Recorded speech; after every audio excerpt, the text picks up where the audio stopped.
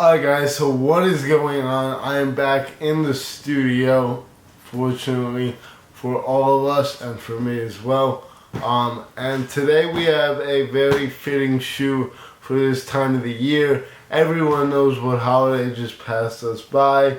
Halloween was crazy for sure out in college, and I hope you guys also had a good Halloween.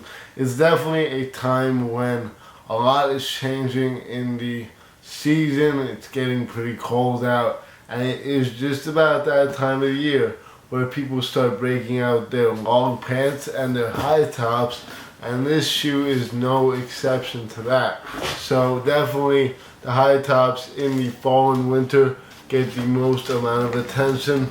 So these came out at the perfect time. Of course they did, because they are a Halloween shoe. And today in hand we got the Nike SB Dunk Candy Corn in all of its vibrant and loud glory. As you can tell, this is a very vibrant shoe. So definitely excited to jump right into it. Let's just do so right now. Let me get the other one out of the box as well. I'm only now unboxing these. There's not too much backstory on this shoe. It's basically just themed after the candy corn, which is one of the trademark Halloween candies for some reason. I think it's because of the color, but overall, candy corn is classified as one of the worst candies. People are usually prone not to like it at all, but that's neither here nor there. We got the purple Nike SB box on this one, which is kind of interesting because lately we've been getting a lot of that dew green SB box. So it's interesting that they opted for a purple one. But I definitely like the purple box. It contrasts well with the yellow and orange shoe. This is the size tag if you want to authenticate your pairs. This is from a skate shop, a local skate shop. And yeah, that's about it for the box. Let's jump straight into the shoe itself. So as you can tell, these definitely have like a crazy gradient effect going on throughout the upper. It goes from a very sun yellow to an orange to a white. And those are the three main colors on the shoe, obviously representing candy corn. They come with the orange laces pre-laced in the shoe. And from the side, it just looks like a regular Dunk High collab. These are an SB Dunk High, but they do not have a very thick tongue. So most SB Dunk Highs come with the same thin tongue as you would expect on a regular Dunk High, even though I can't really remember the last regular Dunk High I had in hand. I think it's been a while since one came out. So we got the yellow, orange, and white, as I already said, and that is the same on the medial side as well. Both sides do have the same gradient effect, and both shoes do as well. On the tongue, we got Nike SB, where the I is represented by a piece of candy corn right here, as you can see. And then you got the orange check. On the back, you just got an all yellow, because the back of the shoe is more of that yellow color. And you got the orange wraparound for the swoosh as well. The swoosh is orange. And as you can kind of tell, the swoosh does have like a dual swoosh element to it. The reason for that is that the upper material on the swoosh can be peeled off with wear or by force as well. Kind of like some of the other SBs that have been coming out lately, like the Jarritos to name one. Definitely they've been going with this peel off aesthetic. That's been their new design element, is to get rid of this like upper material and give way to a brand new colorway underneath. In this case, I would assume that underneath the orange is just a yellow swoosh. You can kind of see it, so this one's not as much of a surprise.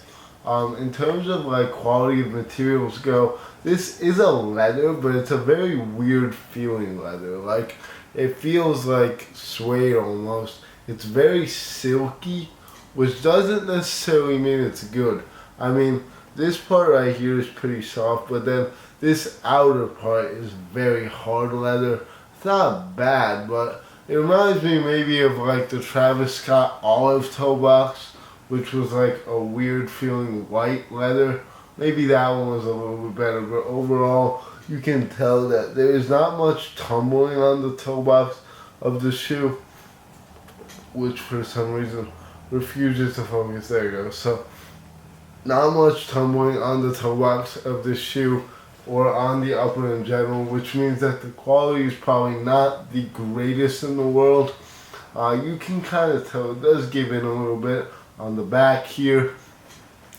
In terms of the extra laces, the right one is the one with the extra laces. Alright, so for whatever reason we have another pair of orange, we have white, and we have black as well. So I don't know why they gave us 2 orange laces on the shoe. They definitely should have given a yellow one, but it is what it is. On the toe box, only on this right pair, you have a pretty cool design detail, which is this bite mark on the toe box of this shoe, which represents someone taking a bite out of candy corn or whatever, however you want to describe it, but basically a chomp of candy was taken out of the front of this candy corn SB. The bottom is actually a black and orange, which gives a very Halloween-esque aesthetic to it. Definitely very fitting for the theme of the shoe. The midsole is just a pure white, so you don't really have any sale on this shoe, which is good because I don't really think it would have matched well. I think that the white on the midsole is pretty fitting overall. In terms of like sizing, I would say go true to size on SP Dunk Highs because the tongue is really not that big, or thick rather, and these are probably pretty comfortable on foot.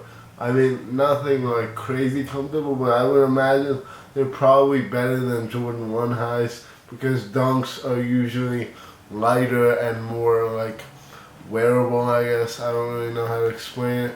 They just overall feel better on feet. They feel like a nice, like well-fitting shoe, which is why I would go true to size. Now, one thing about this shoe is that it will get dirty really quickly. Like, you guys can see, like, there's already a smudge on the toe box right there. And this white is a very, very pure white. Pure white is really prone to getting dirty, and these other colors as well. So that is one thing definitely to keep in mind if you don't like your shoes looking dirty. And I would imagine that this shoe is not one that looks super good when it's dirty. If you don't like that look, then I would definitely watch out for this shoe and probably pass on it because it will get dirty extremely quickly. So watch out for that. With that being said, I think that is about it. These are a really, really nice shoe. I mean, they're just something that I would like. Very bright, very vibrant, and I wouldn't see anything particularly not to like. You also got the candy corn insoles inside the shoe as well, which is a cool touch. And yeah, a lot of details on these. Decent quality, not going for a lot. They're going for, I think they're actually going for retail on the aftermarket. You also got this candy corn on the back of the tongue right here. And yeah, I would say it's a cool shoe. Some of you guys might not, but I don't really see myself getting wear out of this shoe if I would have a personal, but I could see someone pulling it off pretty well with some green pants. There was a video by Pinoy Manshaft, check him out, he's pretty cool, and he made a very nice on feet on these. So before I lose my voice, as you can tell I already am, thanks for watching, take care, I'll see you all later, peace.